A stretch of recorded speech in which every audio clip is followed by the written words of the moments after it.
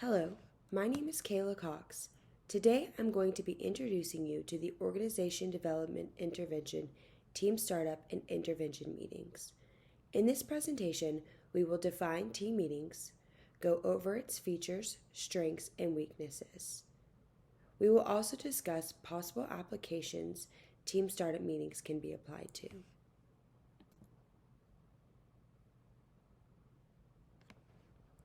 All throughout different organizations and businesses, teams are formed to tackle projects and problems. At the beginning of a new project, teams have to have frequent meetings to learn as much as they can about their project. Meetings are called to brainstorm, gather input, and make group decisions. One important meeting teams must conduct is a team startup and transition meeting.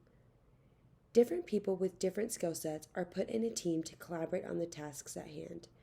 The initial transition period that occurs when a new team is formed is a crucial time to ensure the team is actually successful. More often than not, new teams will form, and instead of taking time to introduce each other, they jump straight into work. Teams need to take time at the beginning of a project to set the guidelines for how they plan to work together and define things like individual roles. Team development will not be effective unless the team members understand what their goal is and how they will achieve it together. Team startup meetings help teams to increase their group's productivity and effectiveness. With every new team that is formed, there is an initial period of adjustment at the beginning that needs to be addressed. According to Donald Anderson, teams can struggle through the startup process, often failing to devote the time and energy to forming the team effectively, and instead, the team will quickly jump into performing work or solving problems. When teams don't pay special attention to the beginning stages of their formation, many teams will stumble until they set aside specific time to sort out their needs. Team startup meetings have huge influences on how teams work later in the undertakings. Instead of waiting for problems to occur to decide how to handle them, it is much more productive to already have set standards for dealing with things. Now that we have covered the purpose of team startup and intervention meetings and why they're important, we can properly define them. A team startup and transition meeting is a meeting a team conducts at the beginning of their project. The meeting covers many things, such as introducing each individual member to the group, defining the team's purpose, defining the team members' roles, and creating a plan for how they will work to complete their project. During a team startup and transition meeting, the group will also develop a plan for how they will resolve any conflicts. The goal of the team startup meeting is to figure out protocols for how the team will function so everything can be completed as efficiently as possible.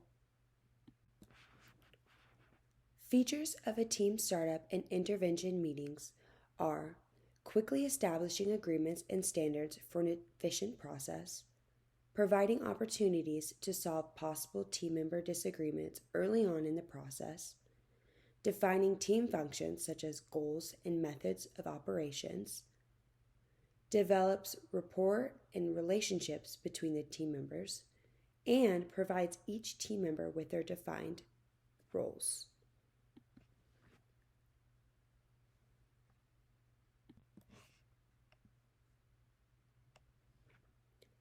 Team startup and intervention meetings have both strengths and weaknesses. Team startup and intervention meetings' strengths include preventing team members from becoming disengaged and withdrawn. Team startup meetings can break the work into small goals and make it less overwhelming. They develop a shared vision of the group's goal and gets everyone on the same page. By the end of the first meeting, everyone should know what their end product will look like and what each member is going to do to get them there. Team startup meetings also allow for leadership to introduce themselves properly. In a team startup meeting, leadership is given the opportunity to introduce themselves and break the ice with their team. Team startup and intervention meetings' weaknesses include a large weakness of a team startup meeting is group participation. If people are not willing to contribute, the meeting will not serve its purpose. Each member must be willing to speak up and contribute ideas to make sure the team's plan is effective for everyone. This is especially true for planning how a team will resolve conflict. If a conflict is not resolved properly, it can create unnecessary delays in the process and hinder any productivity. If all team members are unable to work together to make important decisions for how they will work, you cannot expect them to be able to effectively work together on the actual project. Team members must be able to respect and trust one another for the meeting to be beneficial. Here is an imaginary scenario that displays how a team startup and intervention meeting can be useful. An alternative school was built that will house students of all ages. 4 women are placed into a team and are tasked with creating a classroom management plan that will be effective for all different types of learners. The women are tasked with completing their goal in 8 weeks. The women have never met but are expected to complete this project efficiently. They decide to use their first meeting together to introduce themselves and share their work experiences that qualify them for this task. During their first meeting, the women also create a schedule and deadlines for their task and a guideline for how they will meet to check their progress.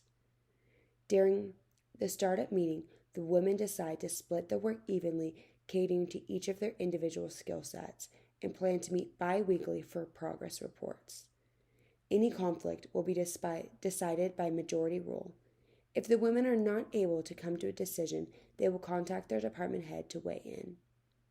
At the end of the meeting, each woman left knowing exactly what they need to accomplish by the end of each week to successfully reach their project deadline. Due to the clearly defined roles in this schedule, the women were able to complete their project efficiently and ahead of schedule. There was not any given time over the course of the project that the women were unsure about how any task, big or small, was going to be completed. Here are various references I used to complete this presentation.